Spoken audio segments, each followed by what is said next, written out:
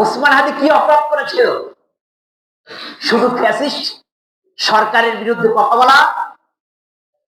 ওকে যখন মেরে ফেলে দেওয়ার হুমকি দেওয়া হয় তখন বলা হয় যে আমার মৃত্যু যদি হয় তাহলে সে উপর থেকে নির্ধারণ হবে, আল্লাহ যদি মৃত্যু লিখে থাকে তাহলে আমি মারাই যাব, যেখানেই থাকি না কেন। এটা হলো বিশ্বাস, তার ইমানটা কতটুকু। আর আমাকে যদি হুমকি দেওয়া হয় আমি বলবো যে ভাই আপনি যা বলতেছেন তাই আমি মেনে নেব, আপনার যদি ঘুষ লাগে বলেন, আমি ঘুষও দিচ্ছি। আল্লাহ করে আল্লাহ যদি করতো, আমার এই পৃথিবীতে আমরা যেখানে বসবাস করছি এইটাই যদি বিশ্বাস করতাম, তাহলে কোন মানুষ আমরা অন্যায় কাজের মধ্যে ইনক্লুড থাকতে পারতাম না।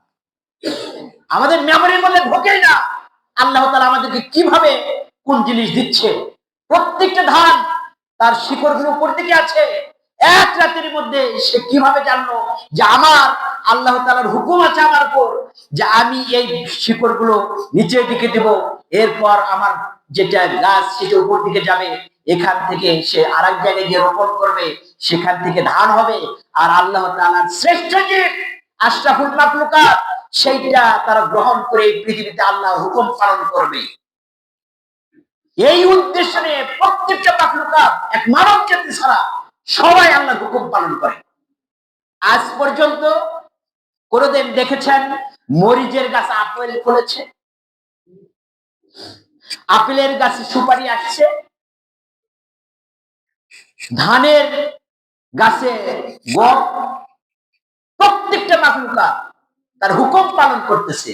আর আমাদের মধ্যে মেমোরি দেওয়া হয়েছে, ব্রেন দেওয়া হয়েছে, আমরা কাকে খুন করে আমি আমার পাওয়ারকে শক্তিশালী করতে চাই। আর এই দেশে কেমন একটা দেশ আমরা বসবাস করছি, আমরা মানুষটা কতটা নরপিশাচ। ঢাকার মতো জায়গাতে গুলি করে সেখান থেকে চলে গেল, সুড়ঙ্গ পথ দেখাচ্ছে, আর বদমাইশেরা সে পথ দেখাচ্ছে, বলেছে যে এই দিক দিয়ে গেছে, আমরা জেনেছি। আর আমরা সেইটাকে এখন পর্যন্ত তাকে ধরতে পারলাম না। আবার ওই মানুষ কেমন ভারতে গিয়ে সেলফি তুলে দিচ্ছে যে আমি নিরাপদে ভারতে এসে পৌঁছেছি। আর আমার দেশের যারা রাষ্ট্র পরিচালনার জন্য এক পায়ের উপর দাঁড়িয়ে আছে তারা বলে প্রতিবেশী দেশের সঙ্গে আমাদের সুসম্পর্ক সর্বদা ঠিক রাখতে হবে।